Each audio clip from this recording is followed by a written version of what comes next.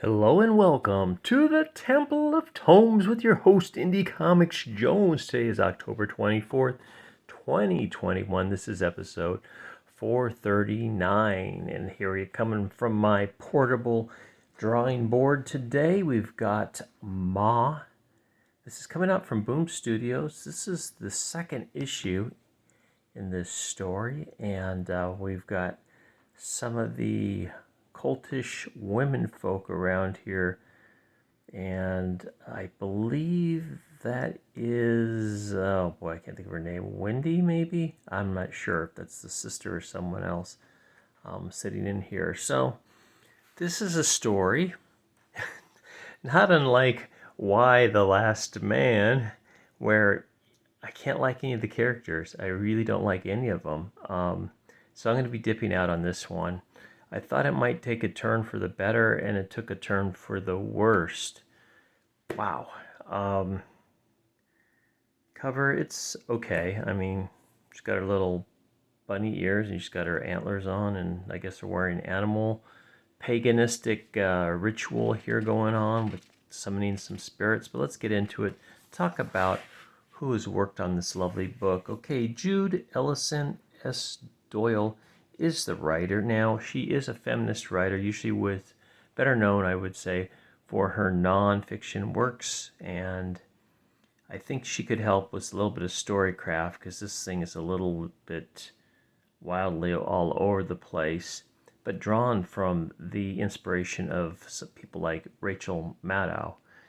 The illustrations are by A.L. Kaplan, and I just want to say that I don't remember them being this bad in the first one, but I should say not as... I'm disappointed. I really didn't like the look of this. I guess it's an artistic choice by the artist to do it this way.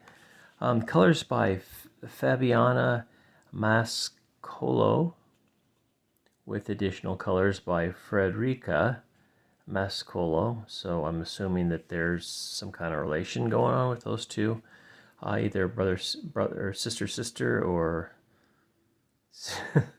whatever. Maybe they're married. I don't know.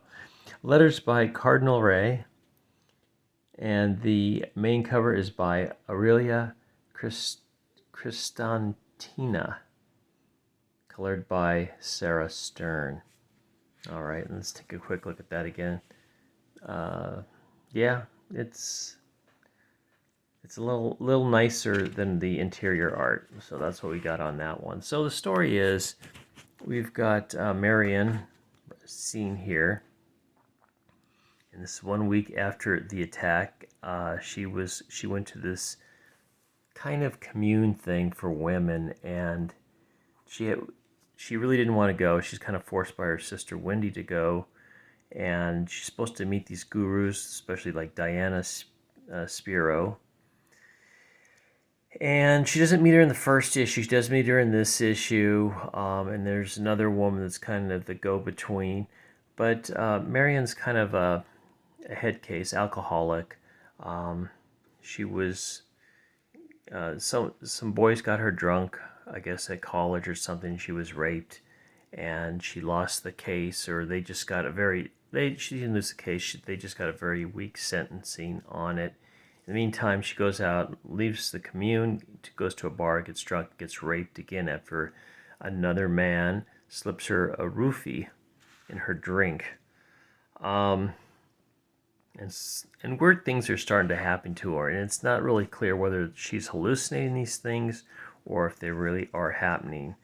She gets delivered some meat, it looks like, and she takes it in and rips it open and just starts gorging herself on it. And meanwhile, back at the commune, they're going through some kind of testimonials about how bad men are. And we get a lot of this in this book.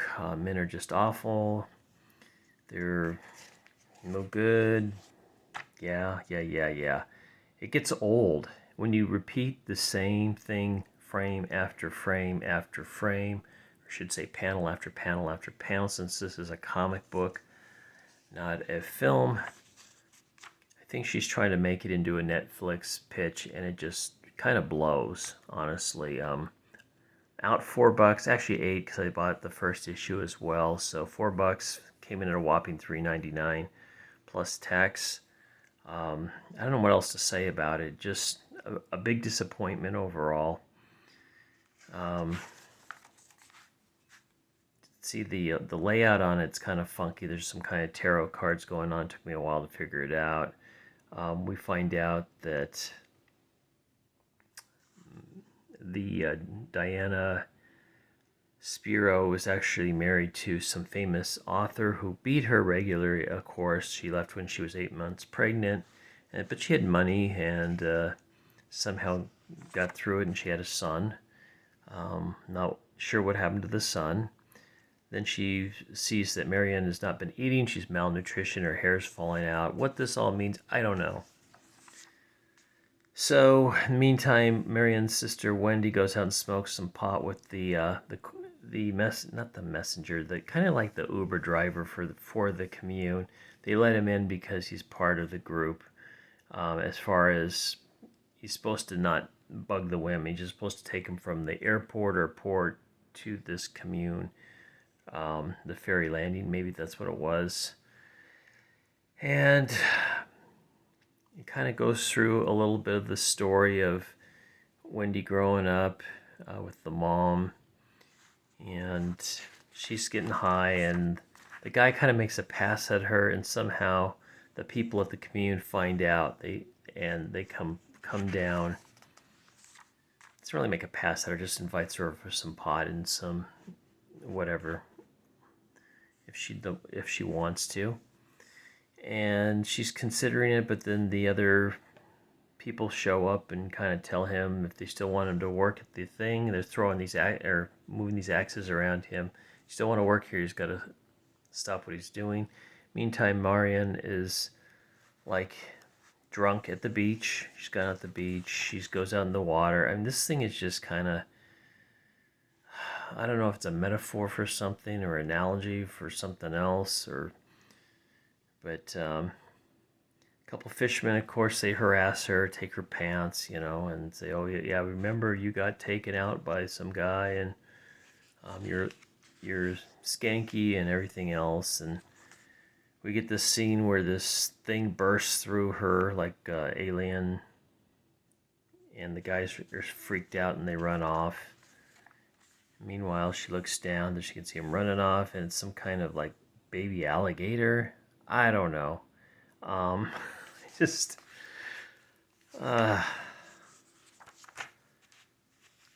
sorry. Can't recommend it. It should be called You, not Ma. But yeah, this is not a recommend by any stretch of the imagination. Also, I want to mention I did watch a few more episodes of Why the Last Man on Hulu.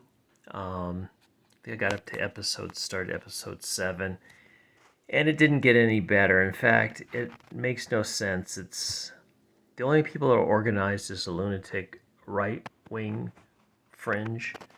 The politicians in Washington are all doing power grabs with this. I mean, this is in the midst of their food supply and medical supplies running low or running out, and they got rotting corpses that they're not moving out of there. I mean, it could be a new plague coming the way they're handling things, but they're just more fighting over who should be president and who should be doing what. And in the meantime, they're doing basically nothing.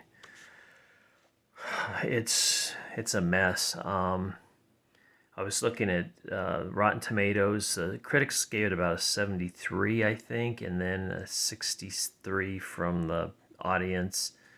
I don't know who's watching it would give it a 63, honestly. It is shot very darkly, hard to see. And it's just women going on and on and on about how bad men are, basically. And when they should be trying to survive, they're doing like just acting like they're in therapy nonstop. So yeah, it's been a rough day. Rough day.